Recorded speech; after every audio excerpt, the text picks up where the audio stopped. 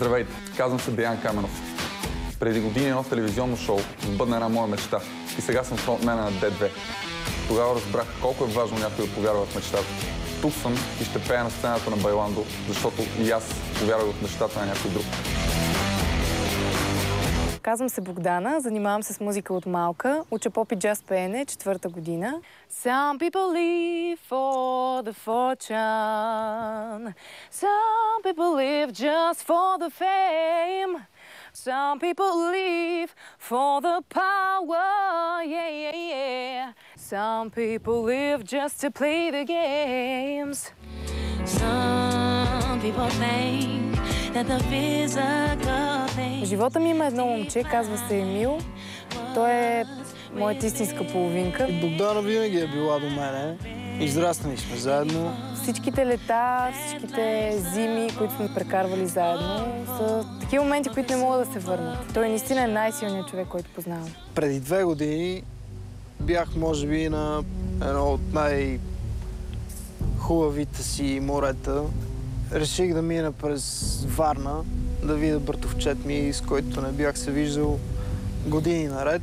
Беше, може би, една най-хубавите сутрини, които съм виждал. Морето беше някак различно. Отидахме на един кей, той скочи пръв, аз след него и изведнъж осъзнах, че съм във водата с глава надолу и нямам никаква чувствителност и че не мога да се движа.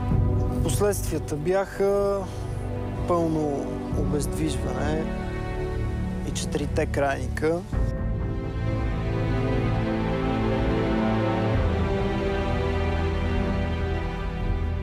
Емил се занимаваше с скулптура.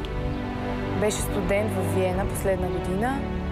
Работеше с най-добрия професор от университета. Беше му личен асистент. Ами, живота ми преди инцидента беше тръгнал в винаги мечтаната от мене посока. Птичето ми беше кацнало на рамото, с други думи. След цялата тази самостоятелност, която съм имал като студент в чужбина, изведнъж се оказах прикован към легло и абсолютно зависим от хората около мен. Възстановяването ми върви малко по-бавно, отколкото ми се ще, но има някакъв напредък. Вече движа частично ръцете си и ми се ще в най-скоро време да ги използвам за изкуство, да творя, да правя скулптури. Мечтата ми е да съществува място, където понятието хора в неравностойно положение да не съществува. Тук в Павел баня се намира най-големият рехабилитационен център в България. Тук хората като Емо идват, за да си върнат живота. Един център на титански усилия. Просто ако дойдете там, самото место е заредено с енергия. Всеки се бори, всеки гледа от другия. Всеки идва на рехабилитация, готов да се бори с зъби и ногти, за да направи една малка крачица, да успее да помести ръката си.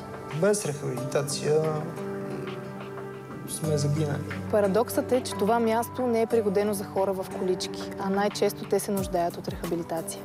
Мечтата на Емо и на всички като него е да знаят, че когато дойдат в Павел баня, няма да има препятствия за тях. Прагове в стаите, високи бордюри или асансьори, в които трудно влиза количка. Идеята е да се построят приземни къщички, в които всеки да може да се чувства като у дома си, а не като в някаква болнична обстановка, от което предполагам всеки в моето положение е изградил някаква фобия.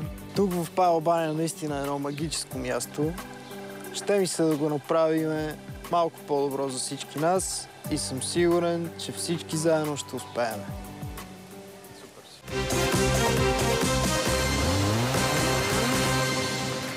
Здравейте и добре дошли на сцената на мечтите.